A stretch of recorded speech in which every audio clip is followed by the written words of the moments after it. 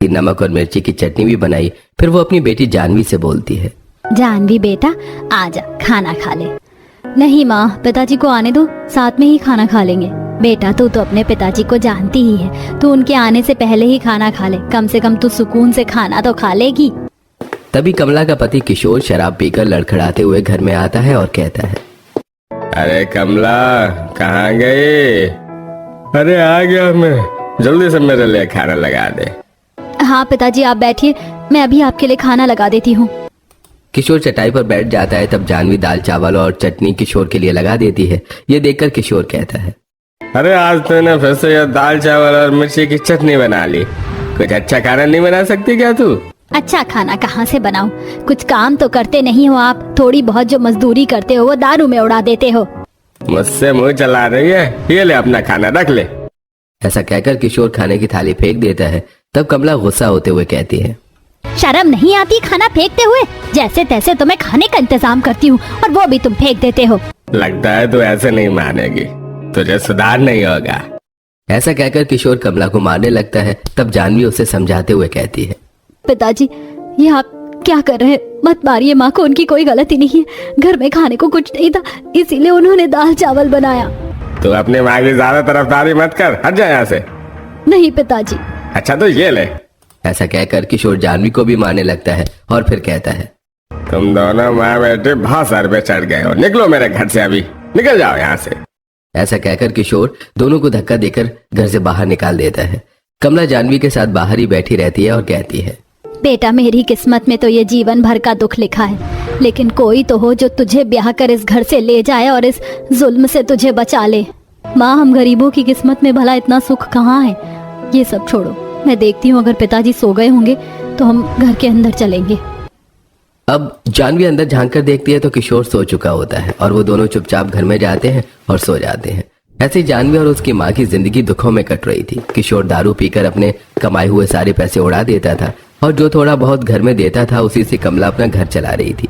जानवी की एक सहेली थी जिसका नाम किरण था। किरण जानवी के मोहल्ले में ही रहती थी। वो बहुत अमीर थी और हमेशा जानवी को अपनी अमीरी और जानवी की गरीबी का ताना मारा करती थी।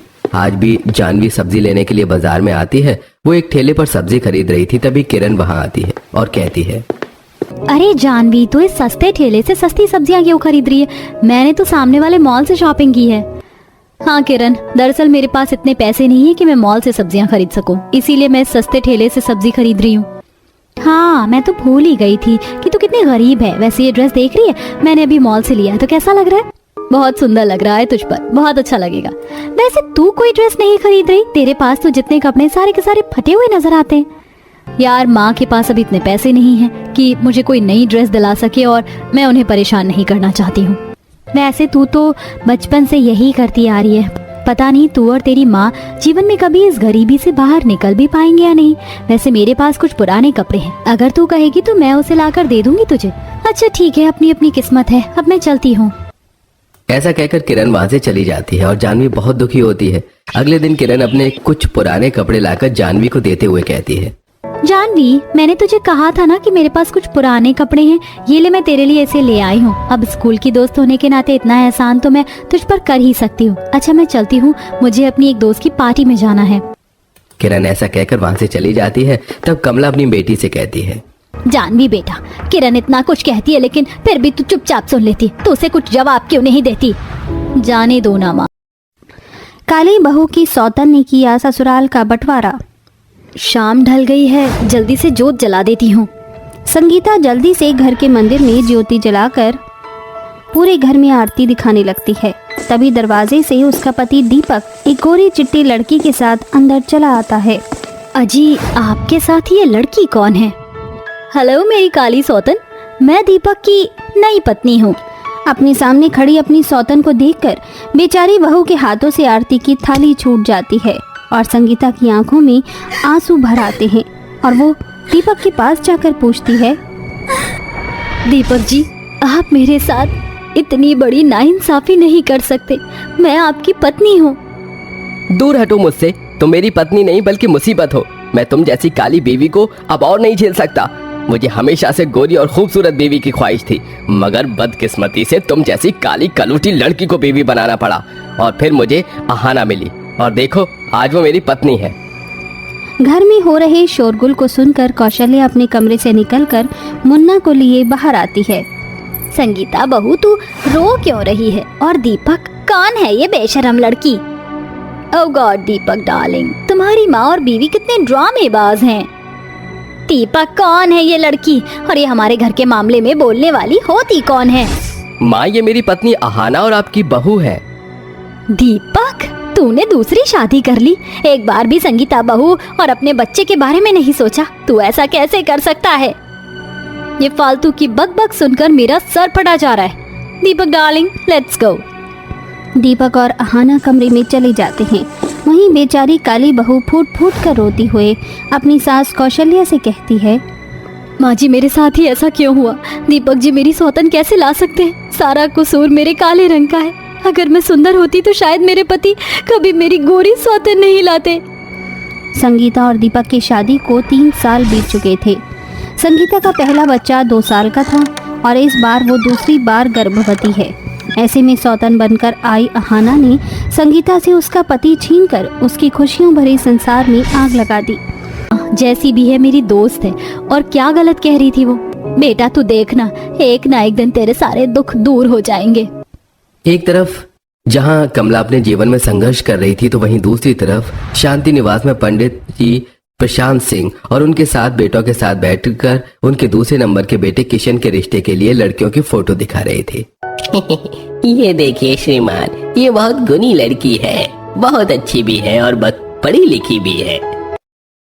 पंडित जी, लड़की बहुत गुणी और बहुत पढ़ी लिखी ना हो तो भी चलेगा, लेकिन मुझे अपने बेटे के लिए एक ऐसी लड़की चाहिए जो संस्कारी हो और इस सास बिना ससुराल को संभाल ले। आप तो जानते हैं पंडित जी, मेरे 7 बेटों को छोड़कर मेरी बीवी कई साल पहले चल बसी थी। तब से मैं ही अकेला इन्हें संभाल रहा हूँ। अब बहू आ जाए तो वो सब कुछ संभाले। उनकी बात सुनकर पंडित जी कहते हैं, श्रीमान, ऐसी एक लड़की तो मेरी नजर में है। मेरी ही पड़ोसी है, मैं उसे बचपन से जानता हूँ। लड़की बहुत ही संस्कारी है, अच्छी है और आपके घर को बहुत अच्छी तरह संभाल लेगी। लेकिन क्या पंडित जी? दरअसल उसका बाप शराब पीता है। पता नहीं वो अपनी बेटी की शादी आपके यहाँ करे या ना करे। पंडित जी, वो कैसे अपनी बेटी की शादी मेरे घर में करेंगे? ये चिंता आप मुझ पर छोड़ दीजिए। अगर आपके पास उस लड़की की कोई तस्वीर हो तो दिखा दीजिए। हाँ वरुण बेटा, कमला बहन ने कहा था कि कोई अच्छा सा रिश्ता हो तो बताना। मैंने उनसे उस लड़की की तस्वीर ले ली थी, मेरे पास ही है। ये रही उसकी तस्वीर, जानवी नाम है इसका। सभी लोग जानवी की तस्वीर देखकर खुश हो जाते हैं। सभी को जानवी बहुत पसंद आती है। तब प्रशांत कहता है, पंडित जी, लड़की तो बहुत अच्छी है, बस अब भगवान की कृपा से ये हमारे घर की बहू बन जाए। अगले दिन पंडित जी वरुण को जानवी के घर ले जाते हैं। पंडित जी वरुण को कमला और किशोर से मिलवाते हुए कहते हैं, भाई साहब, ये वरुण है, इनकी कपड़ों की बहुत बड़ी फैक्ट्री है। इन्हीं के भाई के लिए मैं आपकी जानवी बिटिया का रिश्ता लेकर आया हूँ। वैसे तो घर में किसी चीज की कमी नहीं है, लेकिन बस एक ही बात है कि 7 भाई अपने पिता के साथ रहते हैं और इनकी माँ का बरसों पहले देहांत हो चुका था, इसीलिए घर में कोई औरत नहीं है। ये आप क्या कह रहे हैं पंडित जी? मैं बिना सास वाले ससुराल में अपनी बेटी का ब्याह कैसे कर दूं? अरे तो चुप रहे पंडित जी, ये अमीर होंगे अपने घर के, मेरा इससे कोई फायदा है? हाँ? हमारे पास तो जानवी बिटिया की शादी करने के लिए इतने पैसे ही नहीं है। आप चिंता मत कीजिए चाचा जी, शादी का जो भी खर्च होगा वो हम खुद देंगे। अरे वाह, यह तो बहुत खुशी की बात है। लेकिन तुम लोग इतने बड़े लोग हो और हमारा ये छोटा सा घर, वो भी टूटा फूटा, हम भला यहाँ से शादी कैसे करेंगे? अगर ये घर ठीक होता तो। चाचा जी, इस घर को मैं ठीक करवा दूंगा, और हाँ, ये एडवांस 50,000 रुपए रख लीजिए। किसी चीज की कमी पड़े तो मुझे बताना। आप लोग शादी की तैयारी कीजिए। ऐसा कहकर वरुण पंडित जी के साथ वहां से चला जाता है। तब कमला कहती है, कैसे बाप हैं आप? अपनी बेटी की शादी बिना सास वाले ससुराल में करने को तैयार हो गए, लेकिन आप कान खोलकर सुन लीजिए कि मैं अपनी बेटी की शादी वहाँ नहीं करूंगी।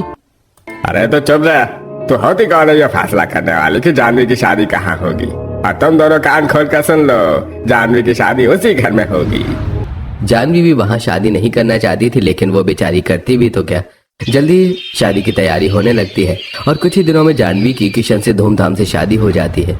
विदाई के समय जानवी अपनी माँ से कहती है, माँ मुझे पिताजी से इतना डर लगता है, फिर वहाँ तो इतने सारे लोग हैं और यहाँ तो सपोर्ट के लिए आप हो, लेकिन वहाँ तो सपोर्ट के लिए मेरी सास भी नहीं है। मैं भला वहाँ कैसे रहूँगी?